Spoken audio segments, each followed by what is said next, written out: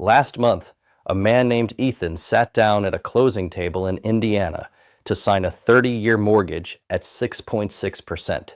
He asked the loan officer a simple question: who decided 6.6%? The loan officer gave him the polished corporate smile and said, "That's just where rates are right now." That's not an answer. That's a shrug wearing a name tag. Because the real answer is much stranger. That number wasn't picked by the bank. It wasn't picked by the Federal Reserve. It was picked by a market most people never think about. A market worth roughly $145 trillion. A market larger than every stock market on Earth combined.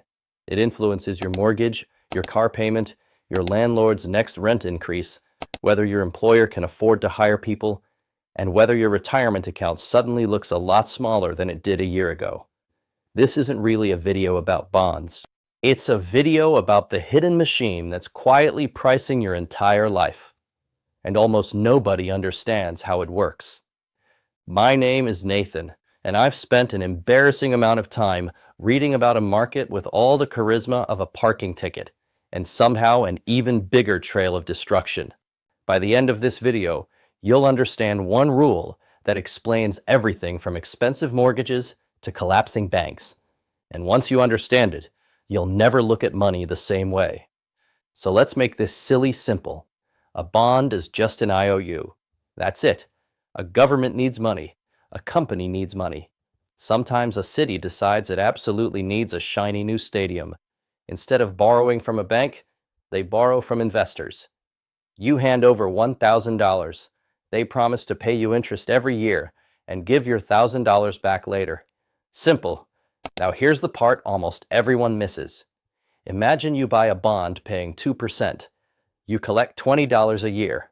Then, a year later, interest rates jump. New bonds are suddenly paying 5%. Now investors can earn $50 a year on the same $1,000. So who's buying your old bond? Nobody. At least not for the full price. Your bond still works perfectly, but it's now the financial equivalent of last year's flagship smartphone. Nothing's wrong with it. People just won't pay full price anymore. To sell it, you have to discount it. And that's the rule everything else in this video runs on. When interest rates rise, existing bond prices fall. When rates fall, existing bond prices rise. That's it. One rule. And every financial disaster we're about to discuss is just that rule getting bigger and more expensive. The first place you'll see it is in a number that quietly controls your financial life. The yield on a 10-year treasury. If someone asked for the single most important number in the economy, this would be near the top of the list. Because banks use it as a starting point for almost everything. Think about a mortgage. A bank looks at treasury yields and asks, why would we lend money to a stranger for 30 years when we could lend it to the government instead? The answer is simple.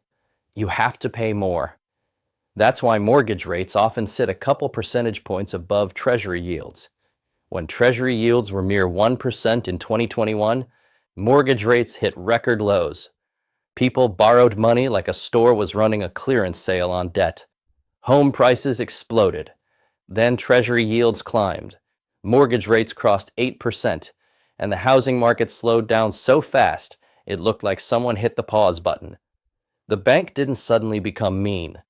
The bond market changed the price. And it doesn't stop with houses. Car loans, business loans, credit cards, student loan refinancing, corporate expansion. All of it's connected. When yields rise, borrowing becomes more expensive for everyone. And that creates consequences. A company that borrowed cheaply a few years ago might suddenly need to refinance at much higher rates. When interest costs double, businesses don't send apology emails, they cut expenses, which often means layoffs. The bond market doesn't just influence Wall Street, it reaches Main Street too. But here's where things get weird. The bond market also has a habit of predicting recessions. Normally, investors demand more money to lend for 10 years than for 2 years. Makes sense.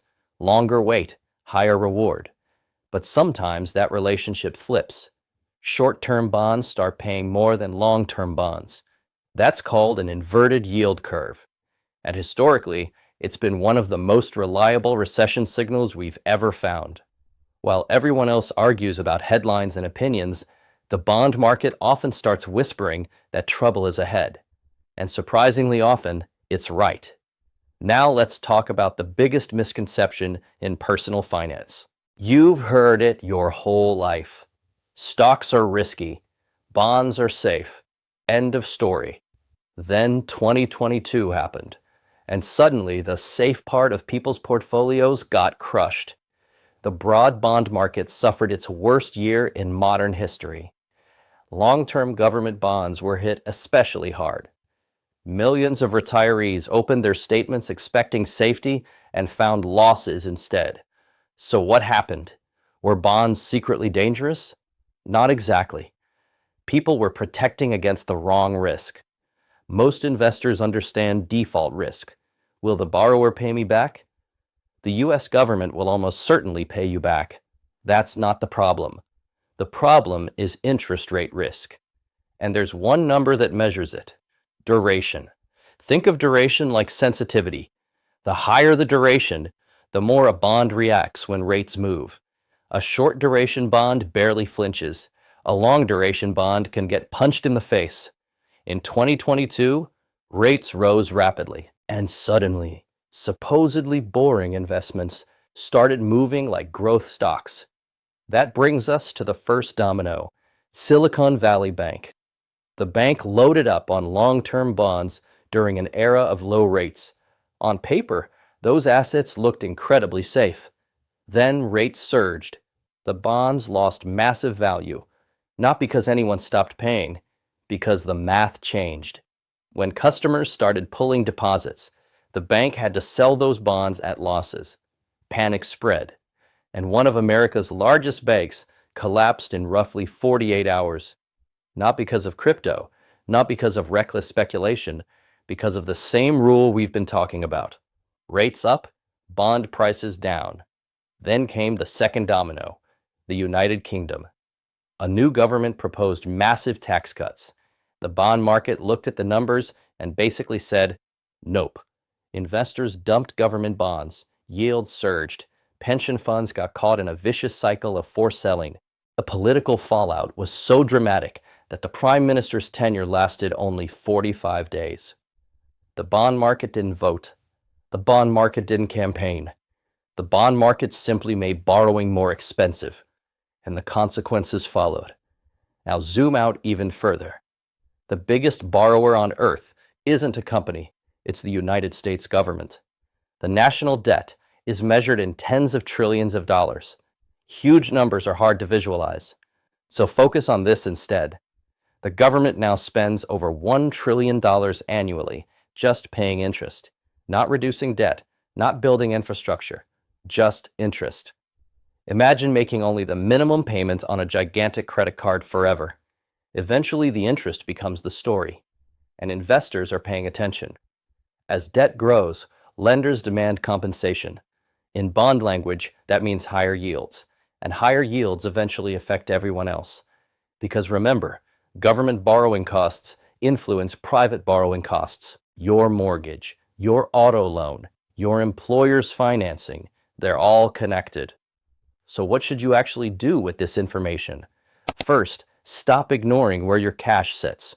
Many savings accounts pay almost nothing. Meanwhile, treasury bills, money market funds, and high-yield savings accounts often pay significantly more. Second, understand the difference between a bond and a bond fund. An individual bond has a maturity date. A bond fund doesn't. That difference matters more than most people realize. Third, check duration. It's usually listed right on the fund information sheet. Think of it as your risk label. Long duration means bigger swings. Short duration means smaller swings. Fourth, if inflation worries you, learn about inflation-protected securities. They exist for a reason. And finally, keep an eye on the 10-year Treasury. It takes seconds, but it tells you a surprising amount about where borrowing costs are heading. Here's the thing nobody tells you. You've been participating in the bond market your entire adult life. Every mortgage payment, every car loan, every retirement contribution. You were already playing the game. Nobody just handed you the rule book. Now you have it. One rule explains almost everything. When rates rise, bond prices fall. When rates fall, bond prices rise. You've now seen that rule freeze housing markets, damage retirement portfolios, topple a major bank, and pressure governments. Not bad for something most people call boring. You don't need to become a bond trader. You don't need a finance degree. You just need to stop being the only person at the table who doesn't understand where the price tag came from. Because the bond market is going to keep pricing your life whether you pay attention to it or not. The only question is whether you'll know how to read the label. If this helped you, please share it with a friend and consider subscribing. It really helps and it means a lot.